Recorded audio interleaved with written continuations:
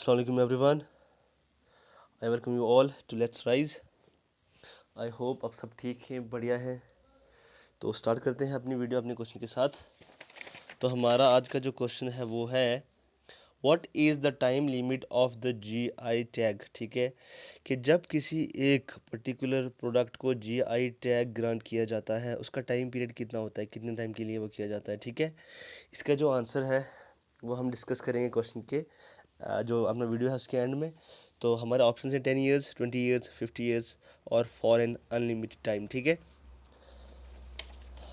तो आज डेट है 15 दिसंबर 2022। ठीक है, और आज का जो हमारा फर्स्ट टॉपिक है वो है hooch tragedy claims several lives in dry Bihar. देखिए, बिहार भी उन स्टेट्स में से एक स्टेट है जिन स्टेट्स ने अल्कोहल पे बैन लगाया हुआ है। ठीक है, लेकिन बिहार में अगर आप देखें तो जो कंजप्शन है, जो इलीगल घर पे बनाई जाने वाली, ठीक है, डिफरेंट प्रोसेसेस के थ्रू जो अल्कोहल है उसका बहुत ज़्यादा प्रोडक्शन होता है। ठीक है, और उसका कंजम्पशन भी बहुत लार्ज स्केल पे हो रहा है।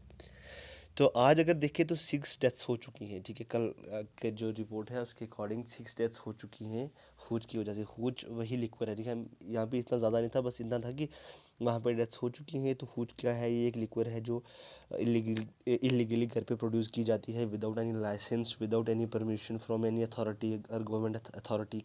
ठीक है, तो ये जो है काफ़ी ज़्यादा आप कह सकते हैं इसमें जो अल्कोहल कंटेंट होता है वो काफ़ी ज़्यादा होता है, जिसकी वजह से जो आप कैसे जिसे हमारी लैंग्वेज में वहाँ पे देसी शराब भी कहा जाता है। ठीक है, तो इसकी वजह से जो हूच है इसकी कंजप्शन से 6 डेथ्स हो चुकी हैं। और अगर इस महीने की टोटल डेथ्स मिलाई जाए तो शायद नियरली 20 डेथ्स हो चुकी हैं। ठीक है, हूच की वजह से, हूच की कंजप्शन की वजह से। उसके बाद जो हमारा टॉपिक है वो 2 टॉपिक हैं जोग्राफिकल इंडिकेशन के रिलेटेड। ठीक है, तो हम पहला जो है वो डिस्कस करते हैं कि जो केरला की एक बोट है, ठीक है, वहाँ पे बनाई जाने वाली लोकल एक बोट है जिसका नाम है उरू। ठीक है, उसके लिए डिमांड किया जा रहा है जीआई टैग। ठीक है, अगर हम पहले बात करें कि ये जो वुडन डो है, ठीक है, जो बोट है ये क्या है, एक शिप है। ठीक है, सेलिंग बोट भी कह सकते हैं आप या सेलिंग वेसल। ये वहाँ के जो लोकल आर्टिसन हैं वही बनाते हैं, ये जो हैंडीक्राफ्ट है वहीं पे पाया जाता है, इसलिए डिमांड किया जा रहा है क्या चीज़, इसके लिए जोग्राफिकल इंडिकेशन। अगर आप देखें जो ये उरू बोट है, ठीक है, उरू शिप या उरू बोट कह सकते हैं आप, ये कब से बनाई जा रही है वहाँ पे ये बनाई जा रही है सिंस 1st सेंचुरी एडी। ठीक है, काफ़ी पुरानी, और इसकी जो डिमांड है उरू शिप की वो बहुत ज़्यादा है पिछले 2000 सालों से। ठीक है, तो ये काफ़ी ज़्यादा डिमांड में भी है। तो ये वहाँ पे एक पर्टिकुलर जगह है, ठीक है, जो केरला में है, बेपोर। ठीक है, तो ये बेपोर जैसी जगहों पे क्या होती है, मैन्युफैक्चर होती है। लोकली जो आर्टिस्ट होते हैं, आर्टिशंस होते हैं, वो वहाँ पे इस हैंडीक्राफ्ट को क्या करते हैं कि ऐसी जो शिप्स हैं उनको बनाते हैं, बोट्स को बनाते हैं, इसलिए डिमांड किया गया है इसके लिए जीआई टैग। अब जीआई टैग क्या है, हमने बहुत बार यहाँ पे डिस्कस किया है। देखिए, जीआई टैग एक नाम है या साइन है जो एक पर्टिकुलर प्रोडक्ट को दिया जाता है एक पर्टिकुलर, एक स्पेसिफिक जोग्राफिकल लोकेशन या उसके ओरिजिन की वजह से। ठीक है, ताकि पता लगाया जा सके कितना ओरिजिनल है। तो जितना प्रोडक्ट ओरिजिनल होगा उसकी डिमांड उतनी ज़्यादा होगी। ठीक है, और जो लोग मैन्युफैक्चर कर रहे हैं उनको ज़्यादा प्रॉफिट होगा। अब नेक्स्ट इसी के रिलेटेड है कि नाउ प्रोडक्ट्स को जो सेंट्रल गवर्नमेंट है उन्होंने जीआई टैग ग्रांट किया है। ठीक है, और उसमें से सबसे टॉप जो है वो है केरला, क्योंकि केरला के जो प्रोडक्ट्स हैं वो क्या कितने हैं, 5 हैं आउट ऑफ 9 टोटल प्रोडक्ट्स।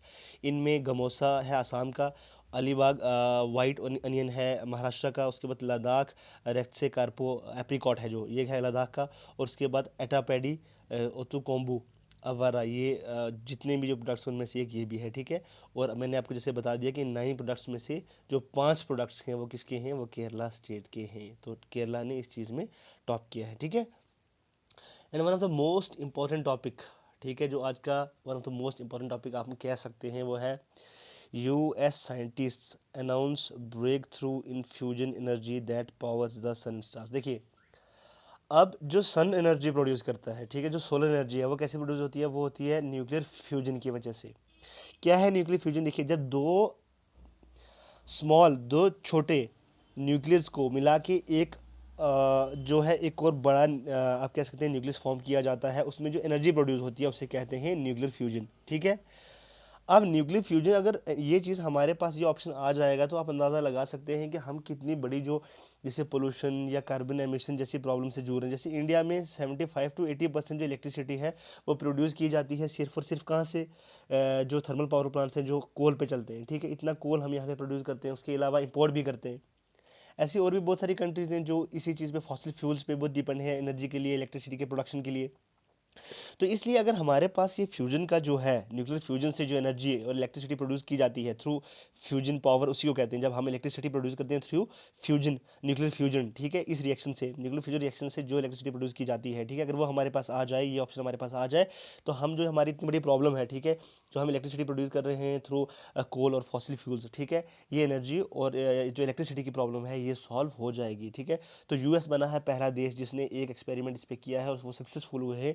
एक जो जिस इंस्ट्रूमेंट, जिस इक्विपमेंट में ये चीज़ की जाती है, ये रिएक्शन परफॉर्म की जाती है, उसको कहते हैं फ्यूजन रिएक्टर्स, ठीक है। और एक पर्टिकुलरली एक स्पेसिफिक एक लैब होता है जहाँ पे, क्योंकि इसमें बहुत ज़्यादा एनर्जी प्रोड्यूस होती है, ठीक है। अगर हम उसको कंट्रोल नहीं कर पाएंगे तो कितना नुकसान होगा आप अंदाज़ा लगा सकते हैं। जितने एटॉमिक इंसिडेंट्स हुए हैं, न्यूक्लियर इंसिडेंट्स हुए हैं, आप हिरोशिमा नागासाकी ले लें। लेकिन यहाँ पे जब आप ऐसे न्यूक्लियर वाले, या आप देखें जब चेर्नोबिल में न्यूक्लियर रिएक्शंस के से प्रॉब्लम हुई थी, और भी बहुत सारे एग्जांपल्स हैं हमारे पास न्यूक्लियर रिएक्शंस के जो नुकसान होते हैं, ठीक है।